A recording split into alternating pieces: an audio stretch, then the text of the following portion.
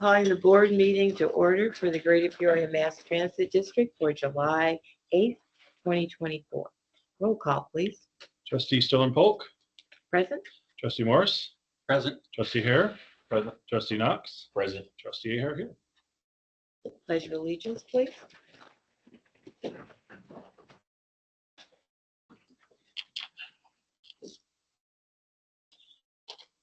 I pledge allegiance to the flag of the United States of America, and to the republic which stands one nation under God, indivisible, with liberty and justice for all.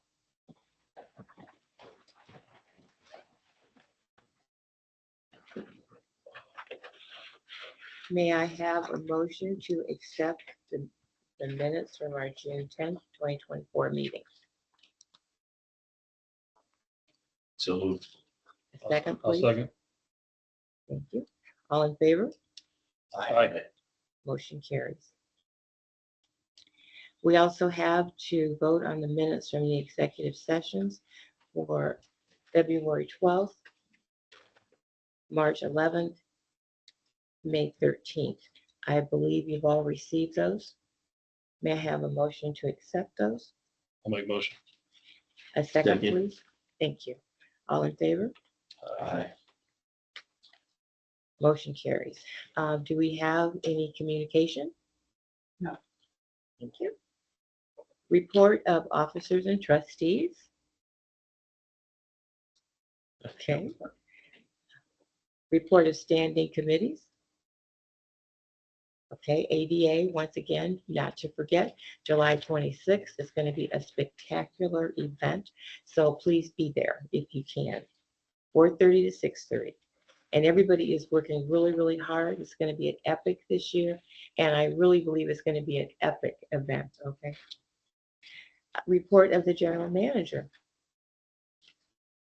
Well, since the last meeting, we've been involved in more numerous things than I can count. One of the things we do, I'm making good progress in my nightly field operations to improve on-time performance by being out on buses, riding with buses, and being at the end of the line and down at the terminal on pullouts. And when they arrive at the end, when they get back to the end, I'm down there to pull into the terminal. And I've noticed roughly about an 18% increase in our on-time performance. The drivers are doing a good job. We haven't had hardly any breakdowns that have reduced the service. And where we have had, we've got vans to substitute so we don't miss picking up anybody or getting them where they want them. To reduce the number of grievance issues. When I came here, we seemed like there was 2 or 3 or 4 every week because the union, of course, we all know, was very unhappy. I've reduced that down to less than 1 every other week now, and they're usually little piddly things, other than a recent accident that we had that didn't get a police report, didn't get a supervisor report, didn't get sent to have a drug test, and the driver's allowed to continue his run, which he's not supposed to. And he got called at home after he was off duty and told he's suspended 10 days pending investigation without a union representation being present. So that's the one I've worked on now. I've answered that. I reversed the decision to suspend him because of all the mistakes we made on our side. And we dealt with that issue today with all the people involved, and Kofi is handling it, and it won't happen again. I can tell you that. Thank you, John. Because I'm going to have to answer to the NTD report of why he was not sent for a drug test after an accident. He hit a pedestrian downtown, knocked the guy down. The guy got up. It's a street person. He waves like I'm not hurt and left. So I got police were not called by dispatch, and supervisor finally showed up. But the man should have been off the bus on his way to get a drug test for our insurance purposes. We don't know if he's not headed straight for a lawyer. So Okay. If street persons look for easy money and getting run over by the bus. That would do it. Thank you so much. Also, we've spent a lot of time in financial issues since the last board meeting with the former finance person to make sure that all of this information you've got now, the completed budget is the right information, it's complete, and we're ready to go with it. My interim finance director, Jamie Arbitrus, will be up and she'll explain other issues on that with you. Work very closely with Steve Green. We've got all the air conditioners going except one, and I got a new compressor in to take care of that. We've had a lot of other minor issues on buses on breakdowns, software problems, and the rubber hoses breaking, this and that. But that's just the bus business. We've got those down. We've had several buses down today, but I've substituted those buses with vans to make sure the service was provided. Develop a plan with the marketing department, of course, as I mentioned before, to install more bus wraps. And she's got 2 more we're getting ready to do and several in the mail. He's not here tonight, so we explain that. I'm still working on the new route provision plan because we're running too many empty buses places. Nobody's getting on. That's cost money. When you're looking at $18 average a passenger cost to us and the mileage. And the last thing, I've made a deal with the Historical Society here in Peoria. They want to start running the tour buses again this summer, late fall. And we're going to get the right bus to them that they want to use. We have the antique bus, of course, which worked well in the 4th of July parade. Beautiful bus, well done. But she told me today she just wants to use vans, so we will come up with a van and maybe get the wrap on that van that it's a historical tour or something to get the message out to everybody. And that's pretty much all I've got right now. Things I consider running very well. A lot of happy people with smiles now instead of frowns, so that's all I can do. Thank you, John. I appreciate it. Report of the project updates from our AGM.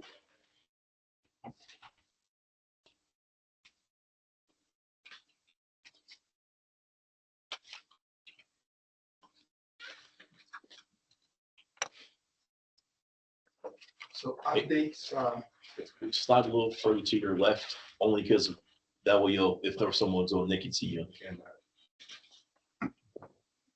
so updates on bus shelters.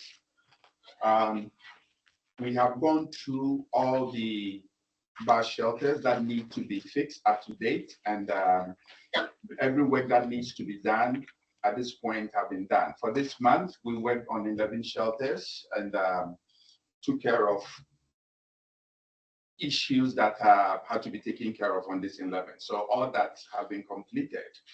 At this point, Ops is very much involved with making sure that we're updating information, replacing signage, and all those things. As of this afternoon, one of the completed ones came up vandalized again. It was brought to the attention of the facilities maintenance people. They took care of it immediately. So this happened today. They fixed it today. So that's how we want it to go. As it happens, we take care of it. Support vehicles. One thing that is going to happen for most of these projects is we have come up with a capital projects team. We're starting our meeting a week from today. So that is June 15th. A lot of these things have been on our agenda forever, but this team is now going to move it forward. So with the support vehicles, reason for delay, which has been the reason for the past 2 or 3 months, has been vehicle availability. I've not called, let's say, in the past 3 or 4 weeks to see if that is still the case. But this meeting is going to happen on 7:15 for this issue and other issues. And at the next meeting, I think we'll have something more substantive to report on. So,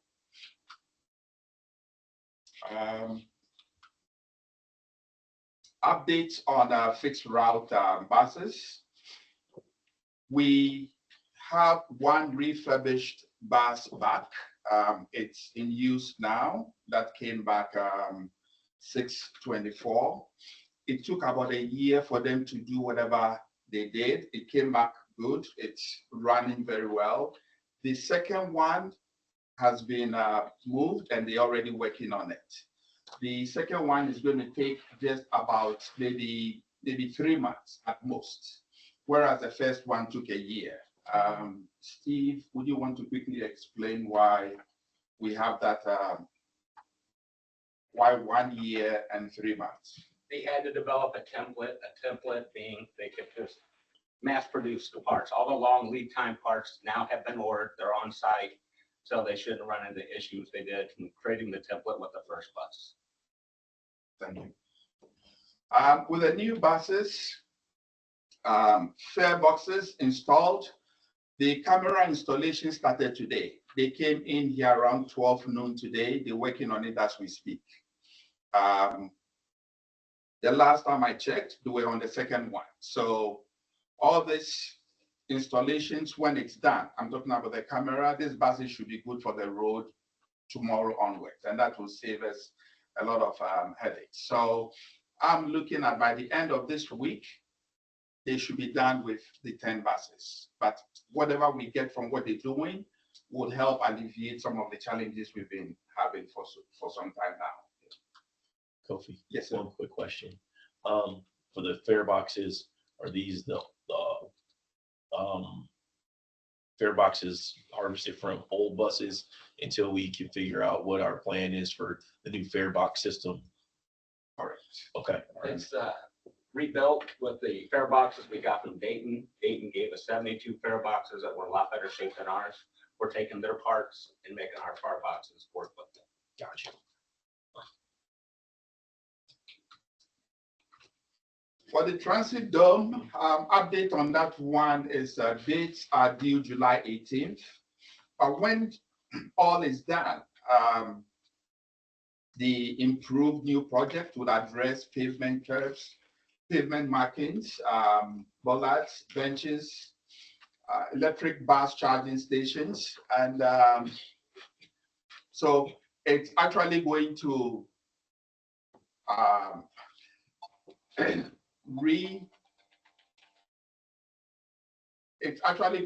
redesign everything we have as stated below there. And dates for this are due July 18th. So that is an update on that one. I have what it will look like at the end of everything that I didn't add to this presentation, but it's something that I can make available. The fare box discussion would also fall under the capital projects team I made mention of earlier.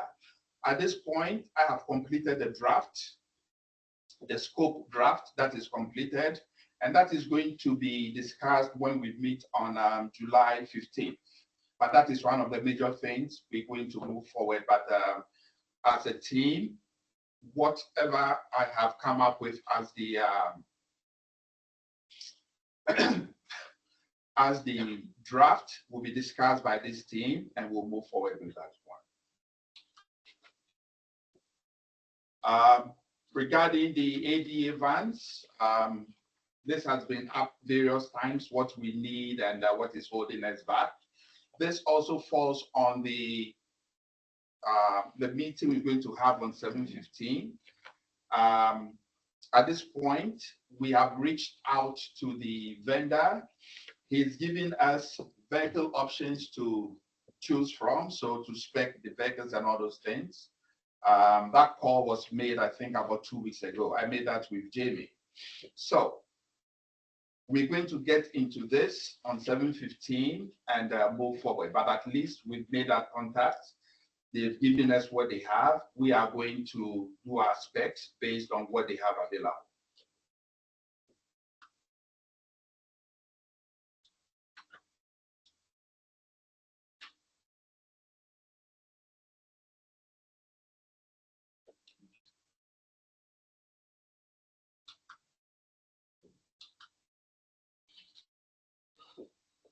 Operational updates.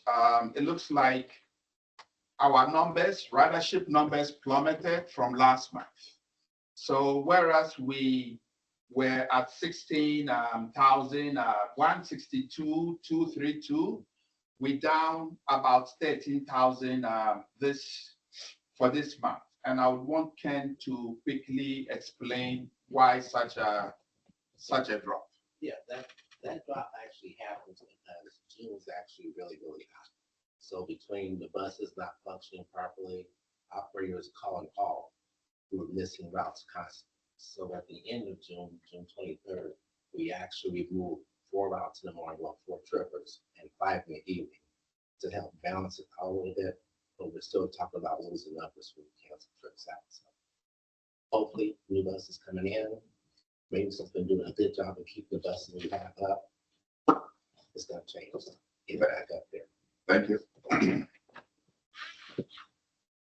Accidents. Again, that went up. Previous month, we had 3 preventable.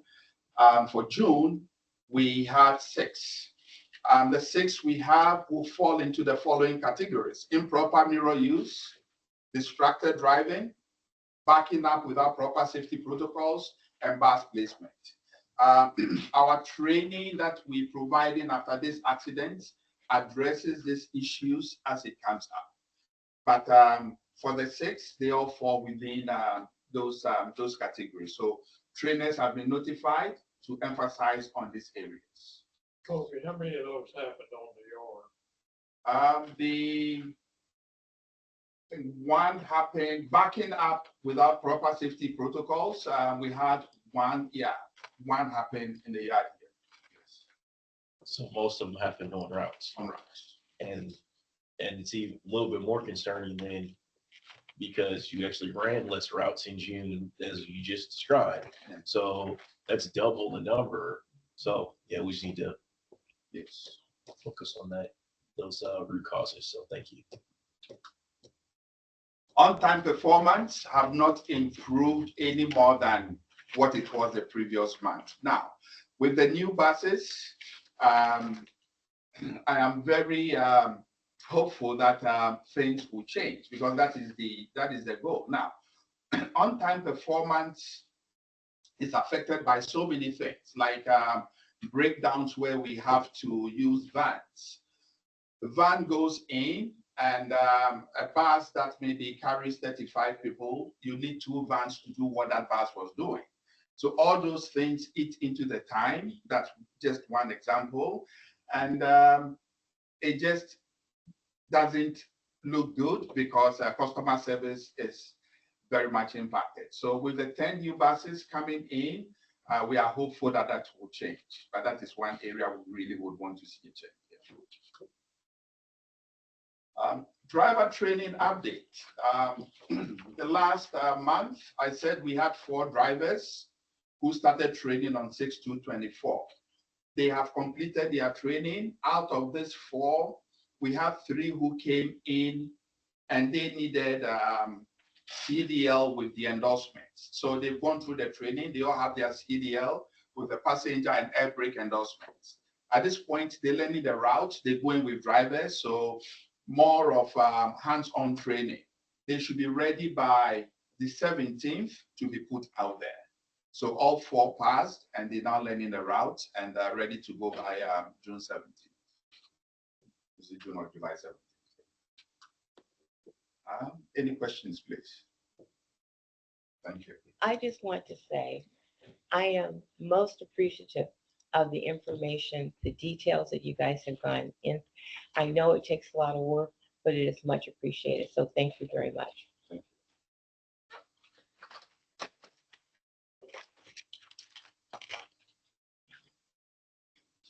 we need the approval of the compensation worker settlement, number 2024-5. Mr. Wambacher? Right. Correspondence has come out to you previously from the attorney who does the workers' compensation work for the district. An agreed settlement was made with his employer's attorney, subject, of course, to the board approval. So I bring this before you and ask for a motion to approve the settlement in the amount of $66,000. May I have a motion, please? Second? Second. Thank you. Roll call vote, please. Trustee Stollen Pope, Yes. trustee Morris, Yes. trustee Hare, Approved. trustee Knox, Approved. trustee Air approved. Motion carries. A new facility update.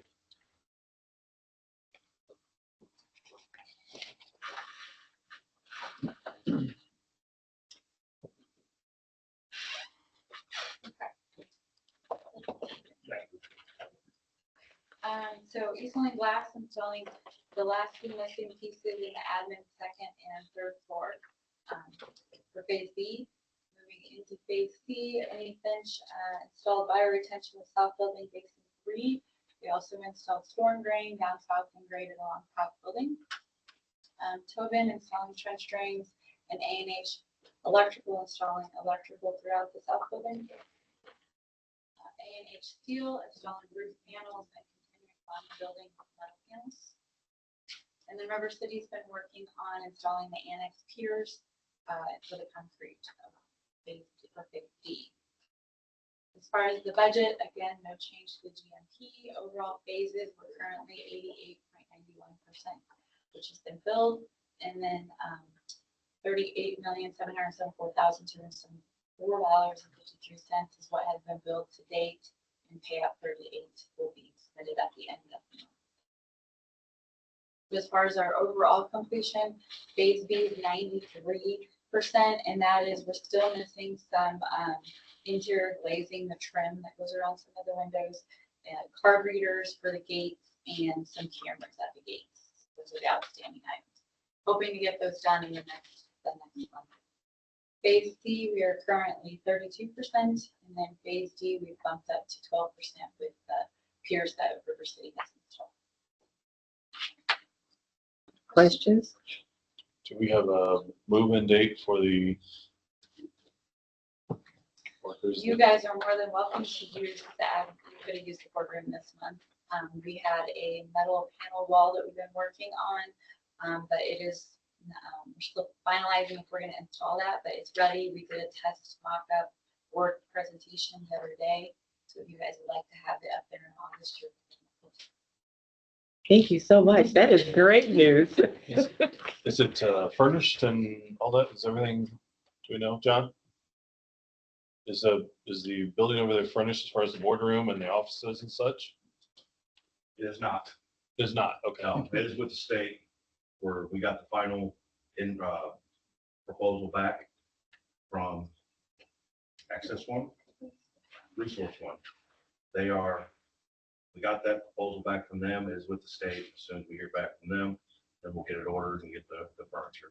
But if you're wanting to use it, we can make arrangements. Okay, thank you. Thank you so much. Thank you. Report from Transdev General Manager Angel.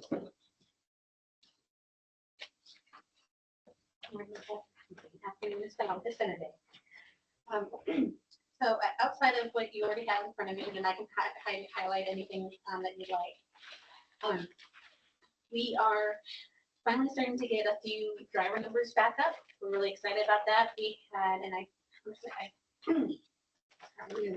voice. Angel, I'm sorry, can you go to your left a little bit more? More. Oh. There we go. Okay.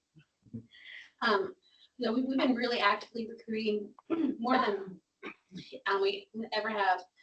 We got some really great ideas from some people at our corporate office, things that have been working well in other locations. So last month we had a hiring event. We blasted it all over Facebook. We had it on Twitter. We had it pretty much everywhere we could get it sponsored. So it kept popping up. We had our highest turnout, because we've done these higher events before, but not through that blast. So we had 29 individuals who showed up, which was really exciting. We had about, I want to say 50 who registered, but 29 who came, take it. Unfortunately, out of those 29, 8 of them were immediately rejected due to qualification issues that they admitted to. So we sent 21 individuals for to start the qualification process. A handful of those individuals decided not to arrive at the location for those qualifications. And then another several individuals failed to pass. So we netted 7 out of 29. I still take it all day long. Those 7 started last Monday, and today all 7 are still here. So we're really excited about that. They are a really good group of individuals. Seem like they're very dedicated. Just really, really happy with them, really happy. We also had 2 that graduated last week. They're doing well. They're on their own routes right now, doing very, very well. One of them is currently driving on the county side, and the other one, she's on the city side. But they seem very happy. They're very positive and seem motivated. Smiles every day when they come into work. So happy about that. We're still in search for another at least 10 more drivers. If not, maybe I'd like to be about 15, so we can have full service and put everything out on the street, and be able to cover for people who do call out, because as Kenny well knows, that is a significant issue in our business, and with all kind of business, I guess, right? So we're working on trying to overstaff for that. We are still in need of another dispatcher. Unfortunately, one of our dispatchers had to leave, and so we actually looking for 1.5 dispatchers. We're going to have 1 full-time dispatcher, 1 full-time driver / dispatcher to help cover for the, anytime there's a call off or the extra service is needed. And in addition, we also are going to be hiring, an administrative assistant. A lot of the things that I do are not necessarily things that they're things I should do when it comes to affairs, but there's a lot of archive work. There's fixing the archives. There's counting the money, getting the money down here, or I'm sorry, to the bank, getting the receipts down here. So we're looking to have someone who can do the bulk of that. Our dispatchers just don't have time to do it. In a perfect world, I pull one of them out a day for a couple hours and have them help me get it done. But we just don't have that luxury right now with everyone else being so short, because sometimes I have to send my dispatchers out to drive. So we just don't have that luxury. So we are going to hire someone to assist with that. They're going to assist us in their recruiting, assisting when we go to job fairs, pretty much whatever needs to be done that someone can kind of give us a little bit of support for that. So we have a few really good resumes so far. Hopefully we set up interviews this week. If they can't get in this week, certainly by next week. Hopefully we'll get that going. Outside of that, pretty much what we've got going on down at City Lift right now. Everyone's working really hard. We're definitely excited about the WOW event. Still, I have 2 different ideas on my gift basket, so I'm just trying to figure out what's going to play the best together Okay. to play in Peoria. All right. So I've got a couple ideas on that. But yeah, we're looking forward to that. Lance, my AGM, went out with the folks from Epic because I was going to work with the customer on something very urgent. So he took care of that. He knows exactly where the buses need to be. Him and I will be there. Probably have other staff members who will kind of come and go, just make sure that in case there's any questions, people want to look at the bus. Obviously, we'll have a couple drivers there, like we have in the past. And looking forward to it. Thank And you. I'm really happy that it's at Epic. No, me too. Thank you. Yes, sir. I go through your report line by line when it comes to me. Got a lot of years in ADA and stuff. One of the things that I'm looking at in that report is the large number of no-shows. Yes, sir. What is the action you're taking on no-shows? Are these repeat offenders? We're We- taking them off the system? What are we doing? We've been always told that as a contractor, that's not our role, that we need to report on it and report what the no-shows are. We have never, since I've been working with CityLink, we've never enforced the no-show policy. We tried many times, but the administrative, as you probably well know, the administrative part of that is very tedious, because you may find someone who has 3 no-shows in a row, or 4 no-shows in a row, or whatever the number is, and you reach out to them, everyone's got a story about why they're a no-show that day. They're in the hospital. My family didn't know to call. I overslept. Please, and then if you try to suspend them, which would be the client's role, just to issue a suspension, then they go to the appeal process. And again, same situation. When I worked in Denver, we had really tried to enforce the no-show policy. That was one of my jobs actually there. We had got set up with our IT department to autofill these letters and send them out, and the cost of sending them out was ridiculous. And then there was all the calls that would come in to appeal everything. So we pretty much gave it up there too, which I don't know if they're doing that now, but we've never really enforced it here. The best thing that we do is if it's one of our agency partners, if it's an Epic rider who's constantly no-show, or it's one of the dialysis centers, we reach out to our contact at each of those locations. Hey, is so-and-so doing okay? Do they need the ride? Sometimes the agencies will tell us, no, go ahead and cancel them. If they're gonna no-show you like that, they take, like Epic will do that frequently. They will take the initiative to take them off the bus so that we don't send them, because they know what it's like when we have to send a bus to a place that. We do get a lot of people who, if we're running late, they might find their own ride and they don't call and tell us. So we still go to the location and they're still a no-show. Even though we try to call them, I know that we're late. Are you still want the ride? We can't always do that either. We've been really encouraging the app that we have, especially for a lot of families. It works really, really well for them to be able to look up and say, oh, my son's bus is going to be late today. I'm just going to take him to work myself. And then they can cancel right on the app. So that's been fantastic. That's one of our favorite things. And then the centers, that's another technology that we have called the Centers Portal. And their agency partners, dialysis, all three dialysis centers, Pure Production, Epic, CWTC, Senior World, CECO, which is a transitional workforce for kids transitioning out of high school. They all have access to the center portal. And so they can get on and they can look and see what the ETA is for the bus to get there. They can cancel right from there. We have some places like, and then Epic, I always use them because they're like masters at the portal. If they're going to be closed a particular day, or they're having a heat day or a cold day where certain individuals aren't going that day, she will go in and actually cancel them for us, so we don't have to do anything. And then our system will automatically re-optimize. And I know that's not the answer to the full question that you had, but I wanted to make sure that you knew what some of the things that we are trying to do to minimize that number, but it is high. Well, I want to thank you for the detailed report you put out. It's one of the better ones I've seen in my many years. But, thinking about the cost factor of no shows, that's costing the heck out of us to go out somewhere, nobody's there. Especially on the county side. And that's why I'm concerned with that, because we're spending money we don't need to spend. But a lot of these people are the same actors. Yes, we have not made that a priority, honestly. We just haven't. We've been told for many years that that's not our priority. Our priority is just getting people picked up. And then we try to on ourselves to, like I said, encourage the app, try to get people to sign up for it, make sure that any of our agency people are in the portal. If we have the staff, we try to call ahead of time, seeing if they're still going today. If we have someone who's a no-show in the morning, we're not allowed to automatically cancel, or we haven't been up to this point at least. I've not been allowed to automatically cancel that return. So we may go to pick up Joe and he's a no-show today.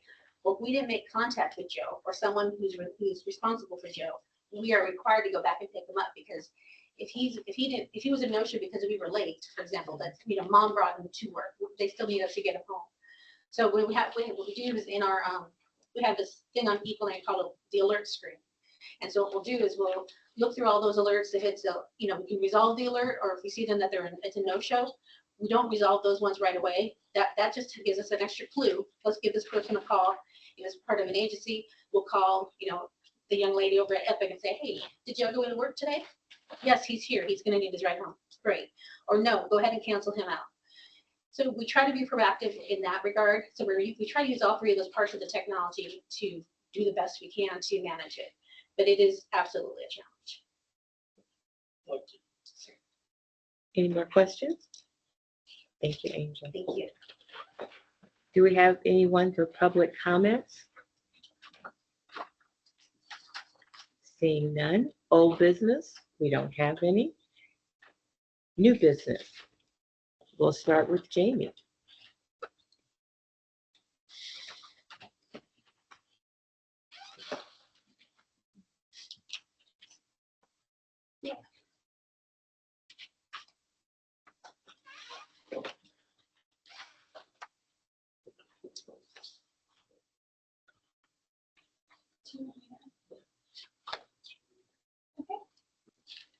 Good evening. I'm going to be presenting the fiscal year 2025 budget on behalf of the finance department and the directors.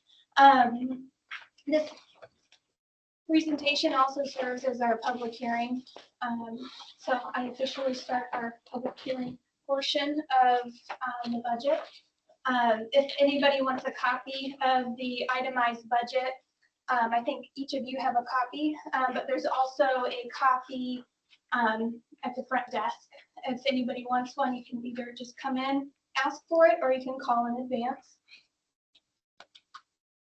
Okay, so we'll get started. This is our transmittal letter to the Board of Trustees. This letter serves to transmit the fiscal year 2025 budget. Please accept the proposed fiscal year 25 budget for your consideration and approval. This budget is submitted in accordance with the adopted financial policies of Greater Peoria Mass Transit District. This proposed document is intended to provide you with a comprehensive framework for decision-making on expenses, revenues, and fund balances, resulting in a final approved spending plan for fiscal year 2025. Our operating budget this year is 40.5 million, which is 2.55% greater than the prior year. Last year was 39.5. Factors that increase the budget this year are wages. There's quite a few new hires, which in turn increases your health care, and then miscellaneous materials like fuel and parts has increased in cost. Our capital budget this year is a total of 10 million. And the projects include the purchase of buses, the fare box collection, and a storage tank replacement, and A&E services for the transit center remodel.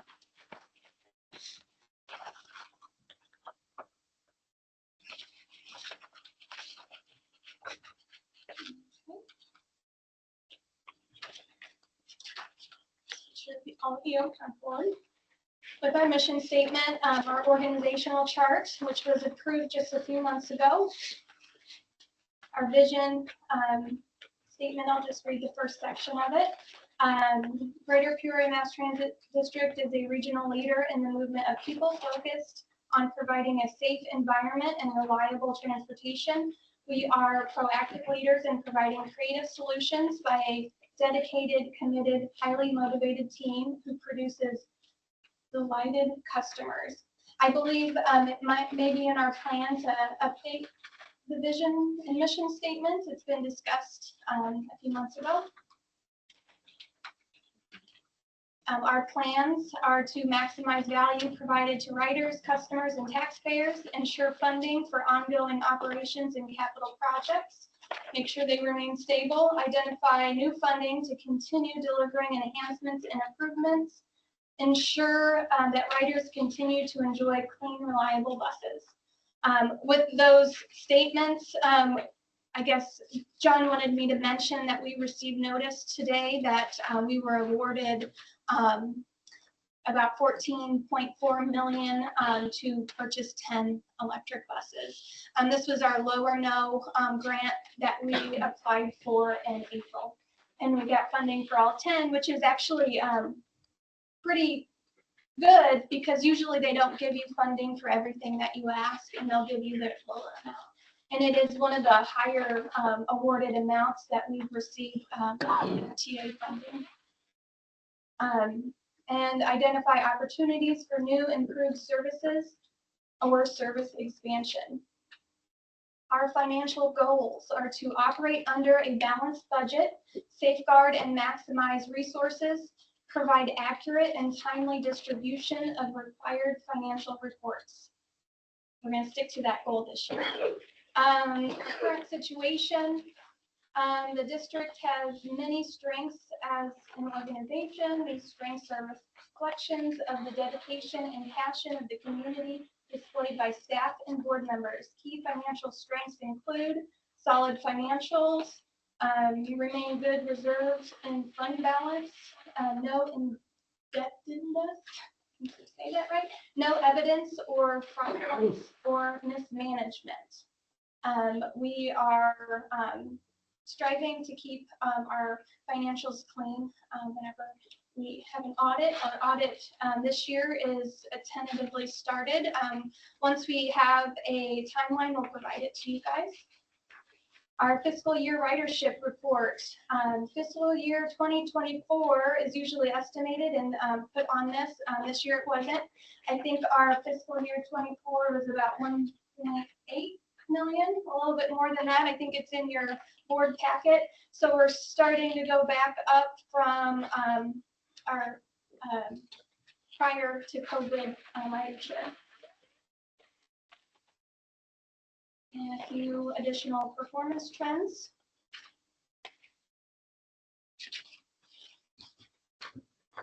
And this is just a pie chart of our overall operating expenses. As you can see, it's the same every year. Our labor, fringe benefits, and services are the majority of our costs. Number one would be our labor costs. Service costs are things such as other outside services. Anything we do outside of CityLink, it can be managed IT services. I believe also expenses like utilities, any services that we don't perform ourselves. This is just a comparative chart so that you can see our growth of our budget every single year and how they've changed every year by category. You can see the labor costs. We had mentioned that there's quite a few new hires, so it has increased a little bit more than $1 million.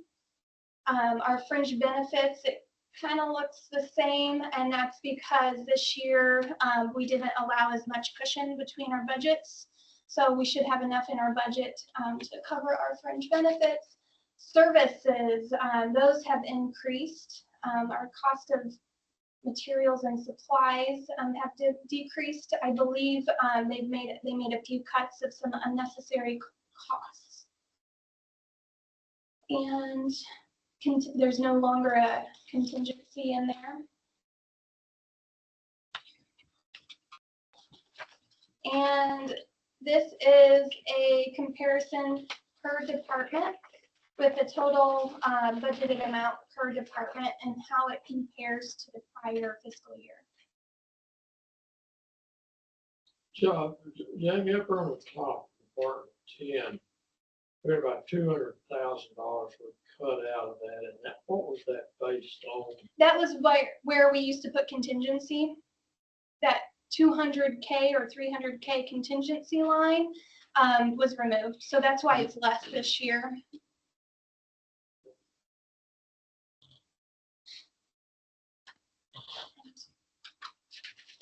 Again, a lot of the increases in the departments are probably for new hires. This is a comparative, another comparative chart so you can visualize the increases. Labor, service has increased. Chart showing the increases.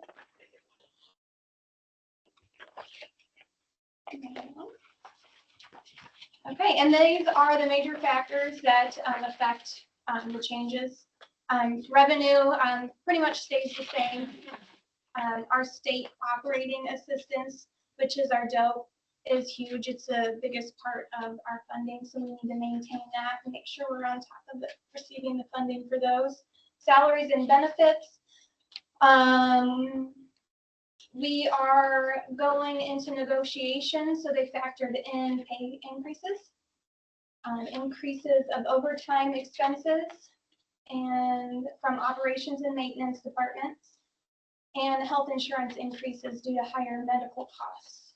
Services increased, additional outside services, technology, safety, operations, and maintenance. And a lot of that is because of the new facility. They budgeted a lot more maintenance costs, facility costs that we didn't have previously because it's a larger building. And our casualty and liability increased because of, let's see, it says there was a vehicle accident that increased that. And we're part of a risk pool, so that's all calculated as a group. Okay. I will just read this. Key points in the current fiscal year 25 budget. There are no deficits foreseen, no fare increases are planned, and the largest costs to deliver services are salaries, benefits, materials, including fuel and parts. The overall budget increases due to higher inflationary environment and escalating costs of our operations. The district will continue to review service plans for opportunity to reduce costs. Our capital projects, we have approximately $10 million worth of capital projects that we are motivated to get done this year. The first one on the list is our fare box collection at $2 million. We received funding, it's a pass-through from Tri-County 5310 funds to put in, I think, 3 quantum wheelchair restraints, scaffolding. We would like to, or required to redo our underground storage tank. And we have our A&E services at the TC, and we have battery electric buses that we received rebuild funding from last year. We also want to make sure that we replace our support vehicles, our supervisor vans, and city lift and county link vehicles. And some pictures of the stuff that we plan on doing.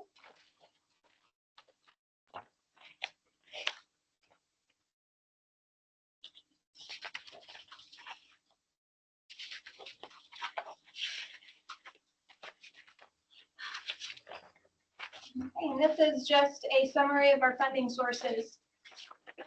The first section is our local operating revenues.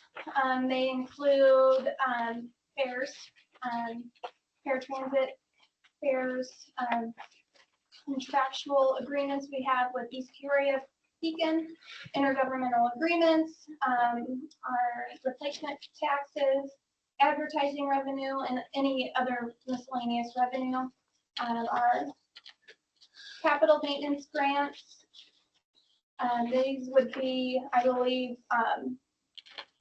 the grants that we get, our formula grants from 5307, and local taxes, and our state operating. If you see down there, I mentioned how big those dope is. It's about 27 million of our revenue. If you add those all up, it's going to be your $40.5 million, which is our budget. I have a question, Okay. and actually it's probably more so back to the capital projects, but it could be relevant to anything you're talking about. Yeah.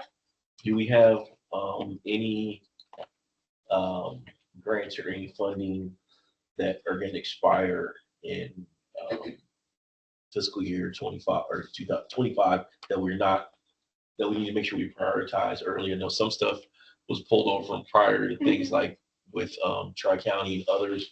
Was there anything we're in danger of losing that we need to prioritize up front to make sure that the funding isn't lost or go away? Yeah, so one grant that we have that is going to expire at the end of this calendar year is our Rebuild One.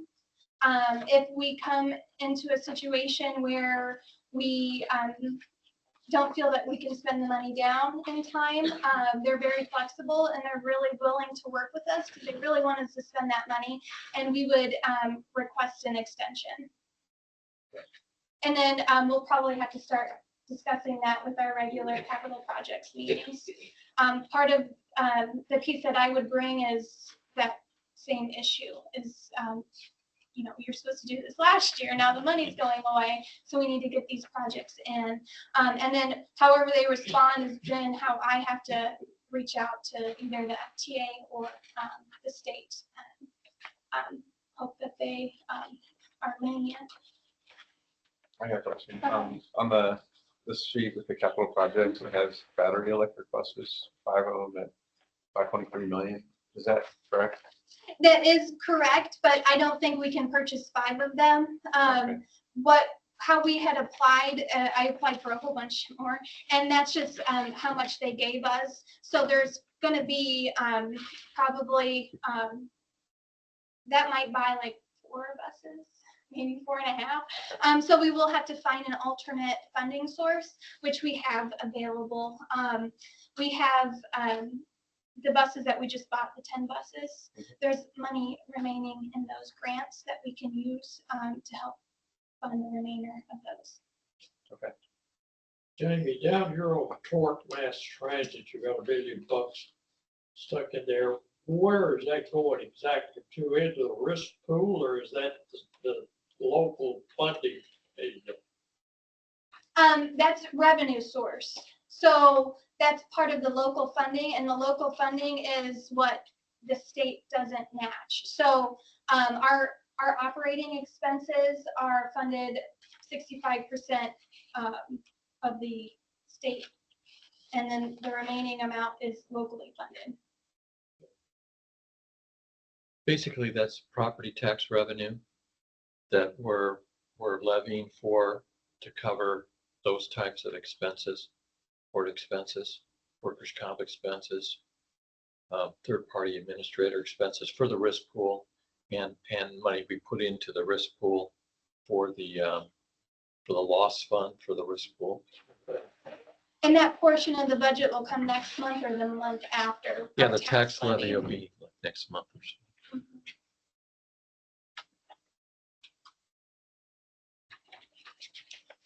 Just another summary of the uses of our funding.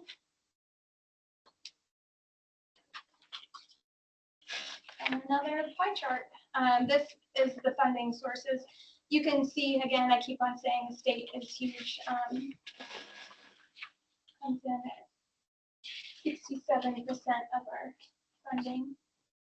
And the uses of funds, again, it's another version of the pie chart we already showed you. And any additional questions? I don't think anybody's joining from the outside on the, anybody join Teams. the public hearing? So I guess that concludes the public hearing portion of the meeting. Well, I think, let's stop for a second. Okay. What we need to do to conclude the public hearing section is, first of all, ask if anyone here or anyone online has any comments with regard to the budget. Okay. And that information. If none, okay, then a motion to close the public hearing, and the board will vote to close the public hearing, then we'll basically come back into the regular session. Okay, you want me to repeat all that? No, I just think, Okay. let's just say, if anyone has any comments with regards to the presentation, they should speak now, because this is the purpose of the public hearing, for input from the public with regard to the budget for the year. If no one has any comments, someone have a comment? Okay. Then the chair can entertain a motion to adjourn the public hearing at this point. May I have a motion to adjourn the public hearing? So moved. May I Second. have a, thank you. All approved? Aye. Motion carries. Okay, and so with the conclusion of the presentation and the public hearing, I ask that the board approve the budget and appropriation ordinance for the 12-month fiscal year ending June 30th, 2025. I motion we approve the budget. Second. Motion carries. Roll call. Definitely. Trustee Stellar Polk, Yes. trustee Morse, Yes. trustee Hare, Approved. trustee Knox, Approved. trustee Aaron approved. Motion carries.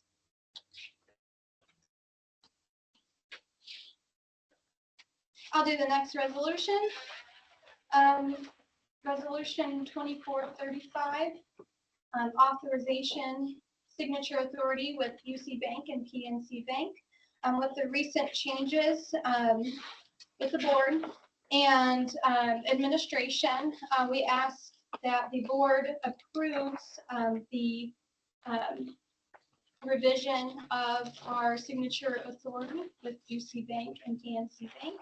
We ask that they approve that Don Knox, John Myers, Kofi Kisse, and Jamie Arbogast are provided signature authority with UC Bank and PNC Bank. You have a motion? Motion. Second? Second. All in favor? Like, Motion carries. Jamie, before you go, I just want to thank you for stepping in and getting us back to where we need to be. We really appreciate your efforts, so thank you very, very Well, much. thank you. So we're down to resolution 2436. Page.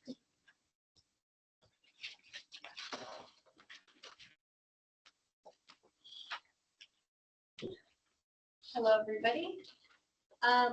So we have a proposal for a new paid leave donation program.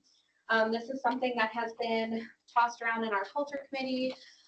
Several hourly employees, salary employees. It's kind of something everybody has asked for. So the purpose of the paid leave donation program is to establish a structured and equitable system that allows employees to support their coworkers who are facing unforeseen personal or family emergencies by voluntarily donating their accrued leave. The program aims to ensure that employees experiencing critical situations have access to additional leave resources. Donations are limited to those, actually, before I get into that. So there are specific parameters around being a donor and then also being a recipient. So it's a very specific program that will have, I guess, close oversight. It won't be, it won't be the possibility of being misused, I guess.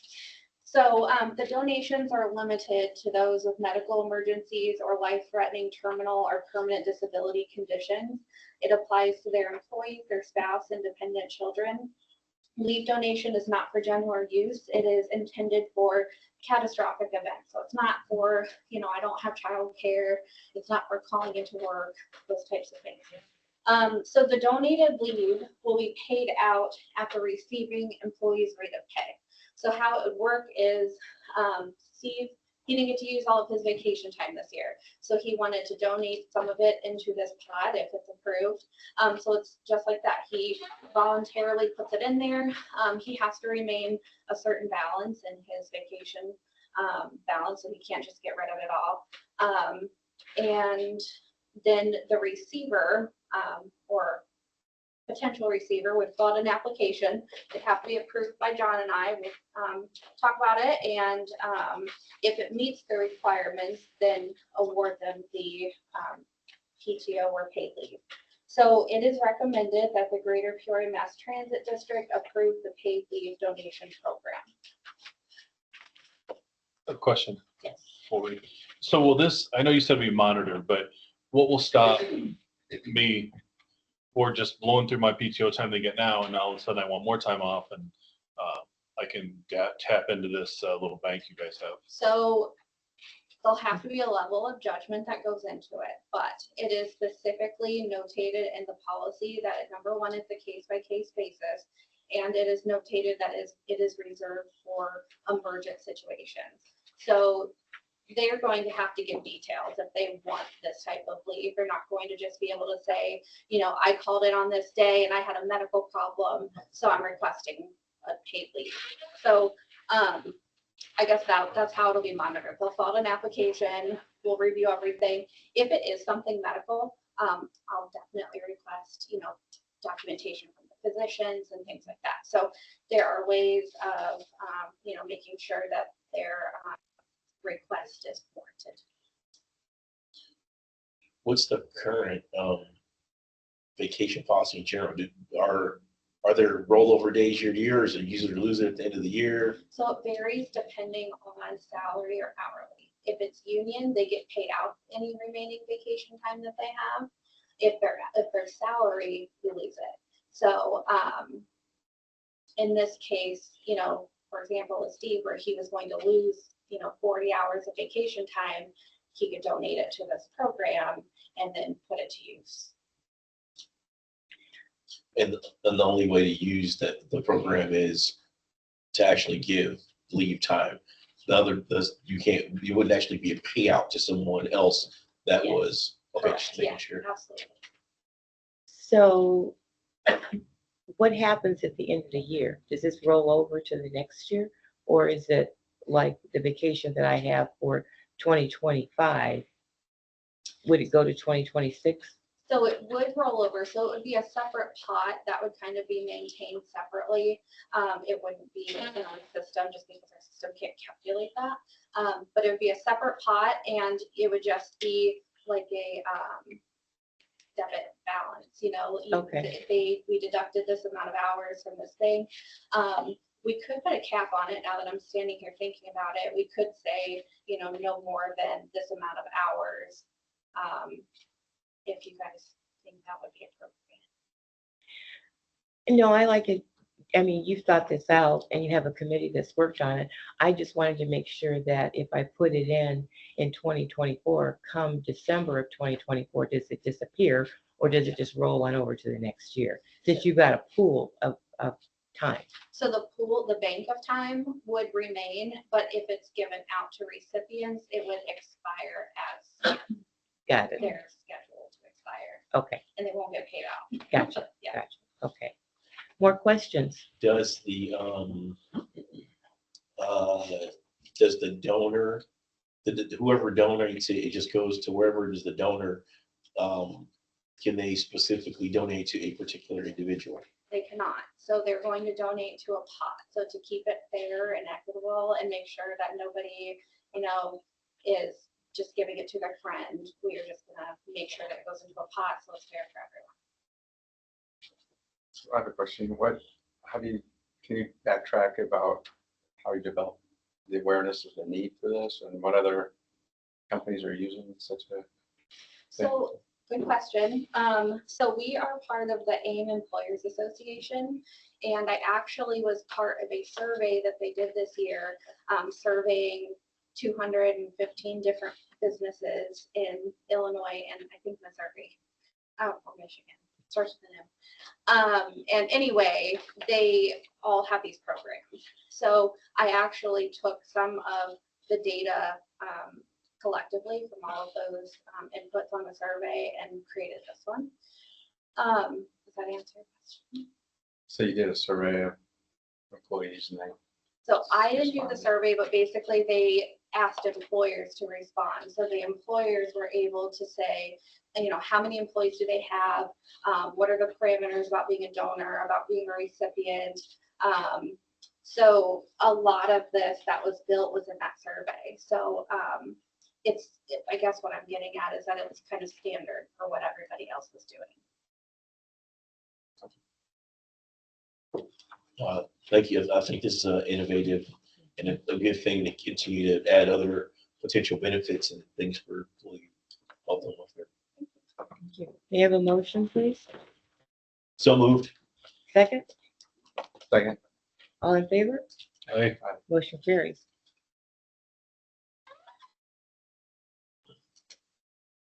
Brad, Resolution 2437.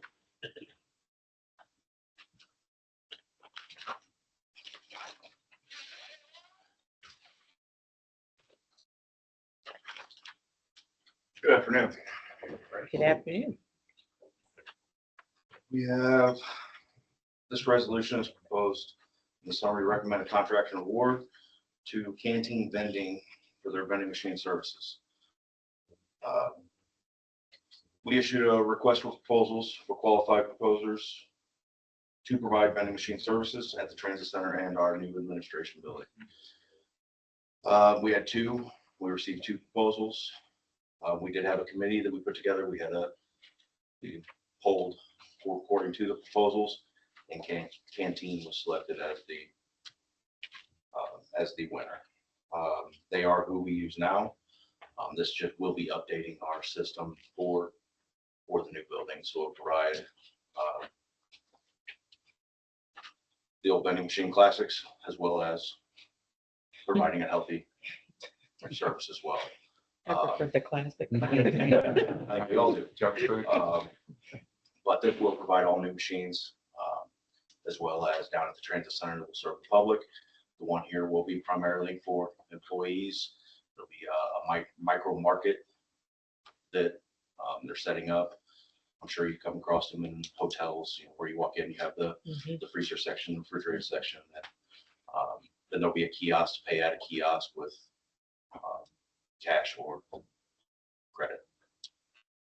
So it's a recommendation that the board of trustees authorize the general manager to award a contract to Canteen for vending services at 12.5% commission base for an initial term of 3 years.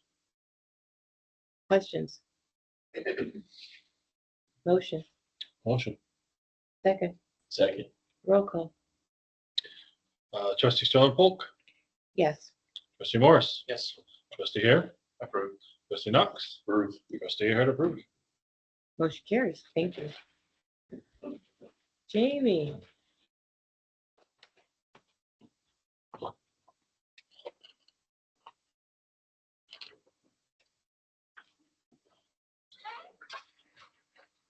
Okay, I'm here to present the financial report, asking you guys the board to approve the June 2024 disbursements. The total monthly operating expenses for June was $2,977,895.53, which represents 7.54% of the annual budget. The percentage is 0.35% less than the monthly projection. Do you all approve? Questions? Questions? Motion, So moved. second, Second. roll call. Trustee Stone Polk, Yes. trustee Morris, approved. Trustee Ahern, approved. Trustee Knox, Approved. trustee Ahern approved.